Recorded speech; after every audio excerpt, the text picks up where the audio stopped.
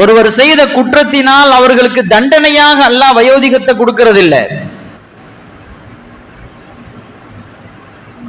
அவர் வாலிப பருவத்தில் இருக்கும் பொழுது அத்துமீறி நடந்தாரு, எல்லை மீறி செயல்பட்டாரு, பாவம் செஞ்சாரு, சரியத்தை மீறி நடந்தாரு, அதனால அல்லாஹ் அவருக்கு வயோதிகத்தை கொடுத்துட்டான் என்று சொல்ல முடியாது.